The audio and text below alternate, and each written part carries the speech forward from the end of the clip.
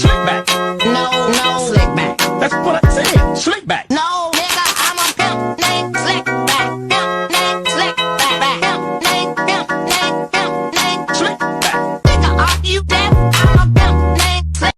Assalamualaikum warahmatullahi wabarakatuh. Perkenalkan, kami dari kelompok 6 yang ingin mempresentasikan hasil diskusi kelompok kami dengan materi mengenai coping. Nah, sebelumnya kami izin memperkenalkan diri kami terlebih dahulu, di mana nama saya yaitu Riza Zahra sebagai moderator sekaligus pemateri, dan juga ada anggota saya yang bernama Intan Humaira, Putri Hidayati, Safa Sabrina Ginaya, dan juga Romianti. Nah, baik, sebelumnya kita harus ketahui dulu nih, apa sih yang dimaksud dengan coping. Nah, jadi coping berasal dari kata coping yang bermakna harafiah atau pengatasan, yang dimana artinya itu mengatasi atau menanggulangi. Coping juga adalah bagaimana reaksi orang ketika menghadapi stres atau tekanan. Kemudian Lazarus juga menjelaskan bahwa coping ini adalah sebuah proses dalam mengatur atau mengatasi tekanan secara internal maupun eksternal yang dianggap membebani batas kemampuan dari individu. Selanjutnya saya akan menjelaskan tentang jenis-jenis coping. Coping terbagi menjadi dua menurut Lazarus, yaitu direct action atau tindakan langsung dan peredaan atau peringanan. Direct action terbagi menjadi 4. Yang pertama ialah mempersiapkan diri untuk menghadapi luka. Contohnya adalah seorang siswa yang belajar penuh untuk menghadapi ujian. Ujian adalah stresor bagi siswa tersebut, sehingga yang ia lakukan atau coping yang ia lakukan adalah belajar. Sehingga nanti ketika ujian ia dapat menjawab pertanyaan-pertanyaan yang diberikan dengan lancar dan iya. Yang kedua adalah agresi. Agresi adalah tindakan yang dilakukan oleh individu kepada agen yang dinilai mengancam dirinya. Contohnya ialah pelaku bullying yang melakukan bully kepada korbannya karena merasa bahwa korban akan mengambil posisi atau tempatnya. Yang ketiga adalah avoidance atau penghindaran.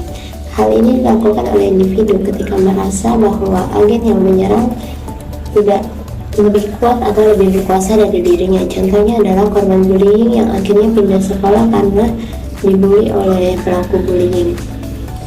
Yang terakhir adalah apati. Apati adalah tindakan putus asa yang dilakukan oleh individu ketika ada agen yang menyerangnya, sehingga ia tidak melakukan apa-apa untuk menghindari ataupun melawan hal yang menyakitinya. Selanjutnya kita masuk pada peringanan atau peredaan. Peringanan atau peredaan adalah hal yang dilakukan individu. Coping yang dilakukan individu untuk mengurangi rasa sakit fisik yang diakibatkan dari tekanan-tekanan yang ada. Coping jenis peredaan dibagi menjadi dua, yaitu dengan cara mengurangi gejala atau dengan cara intrasikis.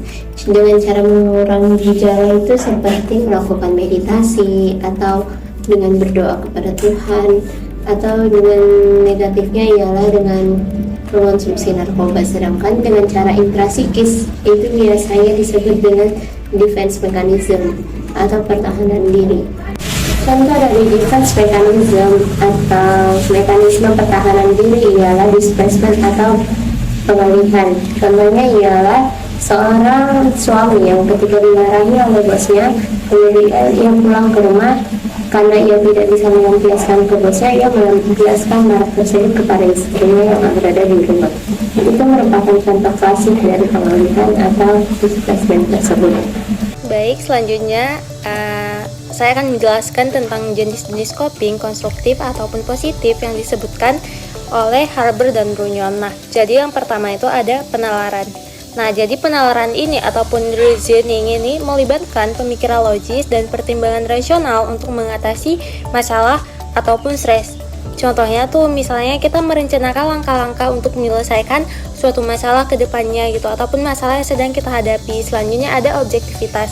Objektivitas yaitu berfokus pada fakta atau informasi tanpa pengaruh oleh emosi yang berlebihan. Misalnya nih, kita lagi mengevaluasi situasi secara objektif sebelum mengambil keputusan gitu. Selanjutnya ada konsentrasi. Nah, konsentrasi ini melibatkan fokus penuh pada tugas ataupun aktivitas yang sedang kita lakukan. Misalnya, kita sedang menyelesaikan pekerjaan satu persatu dan penuh perhatian, jangan kayak terburu-buru. Selanjutnya ada humor. Humor itu yaitu menggunakan humor untuk meredakan stres ataupun menanggapi situasi sulit dengan sikap positif. Misalnya nih, di saat kita ada permasalahan kecil, jadi kita mencari sisi lucunya gitu agar nggak terlalu menegangkan gitu. Selanjutnya ada supresi.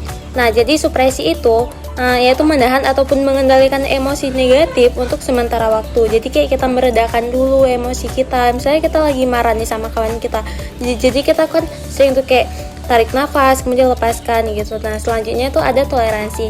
Nah, jadi toleransi terhadap kedwiartian ataupun ambiguitas. Nah, jadi itu menerima ketidakpastian atau situasi yang tidak jelas dengan sikap terbuka gitu. Contohnya, kita menghadapi ketidakpastian dalam merencana masa depan dengan kepala dingin kita, karena kan gak semua hal itu harus sesuai dengan apa yang kita inginkan gitu. Kemudian yang terakhir itu ada empati. Nah, empati itu yaitu mencoba memahami perasaan dan perspektif orang lain. Misalnya nih, kita mendengarkan dengan penuh perhatian dan merespons secara empati terhadap masalah seseorang, seakan-akan kita itu ada di si orang tersebut. Nah, jadi jenis-jenis coping di atas ini ataupun yang saya sebutkan barusan ini membantu seseorang menghadapi tantangan dengan cara yang lebih sehat. Baik, menurut DSM-5 ada beberapa cara yang baik untuk menyelesaikan diri dengan stres ataupun konflik. Nah, yang pertama ada antisipasi.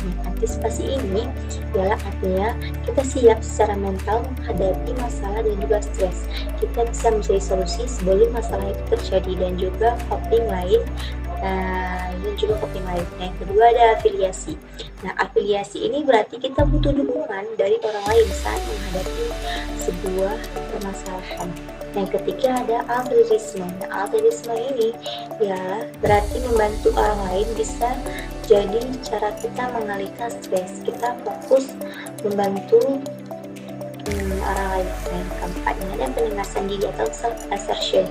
Berarti kita mengungkapkan perasaan dan juga pikiran kita tanpa memaksa orang lain. Nah, yang terakhir ini ada pengamatan diri atau self-observation. Nah, ini berarti kita cermati pikiran dan perilaku kita sendiri untuk lebih memahami diri kita. Intinya kita mencoba pahami diri kita dengan baik. Baik, materi selanjutnya yaitu strategi coping. Di sini menurut Lazarus dan Pokman pada tahun 1984, mereka secara umum membagi strategi coping menjadi dua macam. Yang pertama, strategi coping yang berfokus pada masalah, dan yang kedua, strategi coping yang berfokus pada emosi. Kita bahas dulu yang pertama yang berfokus pada masalah, yaitu suatu tindakan yang diarahkan kepada pemecahan masalah. Jadi di sini individu akan cenderung menggunakan perilaku bila dirinya menilai masalah yang dihadapi masih dapat dikontrol dan dapat diselesaikan.